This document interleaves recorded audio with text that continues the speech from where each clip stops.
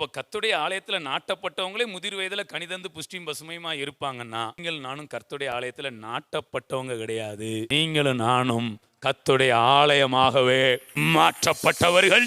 சொல்லவா வேணும்? பழைய ஏற்பாட்டு பரிசுத்தவான்கள் கர்த்தருடைய ஆலயத்தில் நாட்டப்பட்டவர்கள், புதிய ஏற்பாட்டு பிள்ளைங்க கர்த்தருடைய ஆலயமாகவே மாற்றப்பட்டவர்கள். இந்த வெளிப்பாட்டை பெற்றுக்கொண்டு உணர்கிற அத்தனை பேரும் பிள்ளைகள் என்கிற இடத்திலிருந்து புத்திரல் என்கிற இடத்திற்கு ப்ரமோட் ஆகுறீங்க. நீங்கள் நானும் யாரா?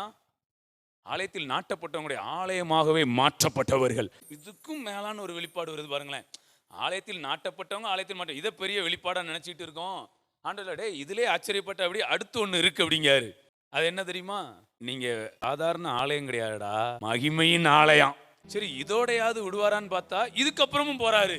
மகிமையின் ஆலயத்தை நான் மகிமைப்படுத்துவேன்.